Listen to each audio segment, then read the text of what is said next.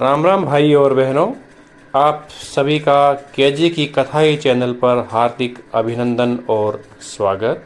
आज मैं आपको भाद्रपद मास के शुक्ल पक्ष की एकादशी, जिसे वामन या परिवर्तनीय एकादशी भी कहते हैं, उसकी कथा सुनाता हूँ। तो आप बड़े ध्यान और आदर के साथ सुनिए ये एकादशी की कथा। बोलो श्री विष्णु भगवान की जय हो। बोलो श्री कृष्णचंद्र भगवान की जय हो। युधिष्ठिर कहने लगे कि हे भगवान, भाद्रपद शुक्ल पक्ष की एकादशी का क्या नाम है, इसकी क्या विधि है, क्या मातम्य है, कृपा करके आप मुझे विस्तार से कहिए। तब श्री कृष्णचंद्र भगवान ने कहा कि हे राजन, इस पुण्य, स्वर्ग और मोक्ष को देने वाली तथा सब पापों का नाश करने के लिए इससे बढ़कर कोई उपाय नहीं है। जो मनुष्य इस एकादशी के दिन मेरे वामन रूप की पूजा करता है, उसके तीनों लोग पूज्य होते हैं। अतः मोक्ष की इच्छा करने वाले मनुष्य को ये व्रत अवश्य करना चाहिए। जो कमल नयन भगवान का कमल से पूजन करता है, वह अवश्य ही भगवान के समीप जाते हैं। जिसने भाद्रपद शुक्ल एकादशी के व्रत और पूजन किया है, अतः हरिवासर और एकादशी का व्रत अवश्य करना चाहिए।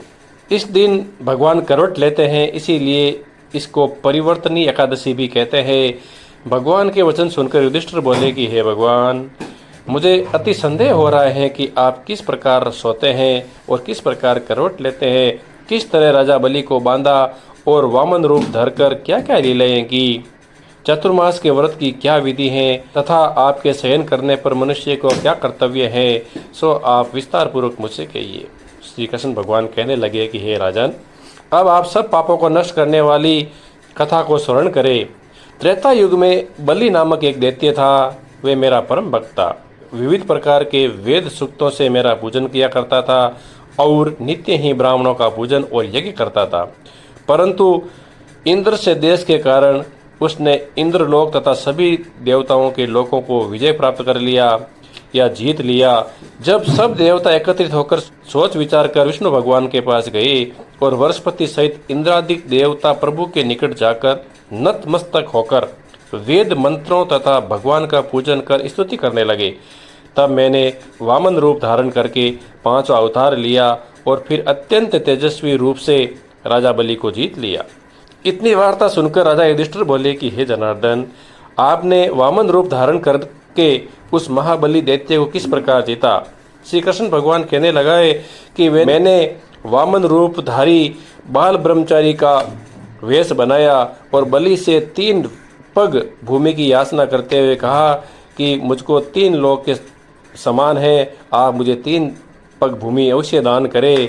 राजा बलि ने इसको तुच्छ सी यातना समझकर 3 पग भूमि का संकल्प कर लिया।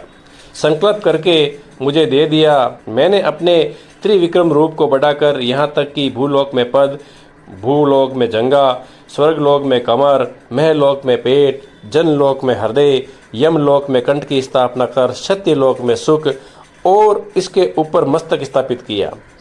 सूर्य, चंद्रमा तथा सब ग्रह गण, योग, नक्षत्र, इंद्रादि देवता तथा शेष आदि सब नागगणों ने विविध प्रकार से वेद सूक्तों द्वारा प्रार्थना की। तब मैंने राजा बलि का हाथ पकड़कर कहा, हे राजन, एक पग से मैंने पृथ्वी, दूसरे से स्वर्गलोक पूर्ण कर लिए हैं, अब मैं तीसरा पग कहाँ रखूं। तब बलि ने अपना सिर झुका लिया और अपना पैर उसके मस्तक पर रखने के लिए कहा, और मैंने अपना पैर उसके मस्तक पर रख दिया, जिससे मेरा ये भक्त पाताल लोक में चला गया। फिर उसकी विनती और नम्रता को देखकर मैंने कहा, हे बलि, मैं सदैव तुम्हारे निकट ही रहूँगा। विरोचन के पुत्र बलि के कहने पर वहाँ पर भाद्र शुक्ल पक्ष परिवर्तनीय एकादशी के दिन बलि के आश्रम पर मेरी मूर्ति की स्थापना हुई और दूसरी क्षीरसागर में शेषनाग के पृष्ठ पर हुई। हे राजन, इस एकादशी को भगवान शयन करते हुए करवट लेते हैं, इसीलिए 3 लोकों के स्वामी भगवान विष्णु का उस दिन पूजन करना चाहिए। चांदी, तांबा, चावल और दही का दान करना उचित है। रात्रि को जागरण अवश्य करना चाहिए। जो विधि पूर्वक इस एकादशी का व्रत करते हैं, वे सब पापों से मुक्त होकर स्वर्गलोक में जाकर चंद्रमा के समान प्रकाशित होते हैं और यश को पाते हैं। जो मनुष्य इस पाप नाशक कथा को सुनते या पढ़ते हैं उनको हजारों अश्वमेघ यज्ञ का फल प्राप्त होता है। बोलो श्री कृष्णचंद्र भगवान की जय हो। बोलो विष्णु भगवान की जय हो।